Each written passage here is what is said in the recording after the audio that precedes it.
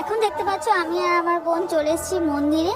তো এখানে কিছুক্ষণ এই যে আমার বোন পাশে, এর সঙ্গে কিছুক্ষণ টাইম কাটিয়ে তারপরে যাব আমরা আলপনা দিতে। আর এইদিকে দেখো হরিনাম হচ্ছিল এখানে, আমাদের রোজ সন্ধ্যায় এখানে হরি মন্দিরে হরিনাম হয়। আর এদিকে চলছিল, যেহেতু কালকে খাওয়া দাওয়ার আয়োজন করা হয়েছে, তো এখানে সেই সবজি কাটা হচ্ছিল।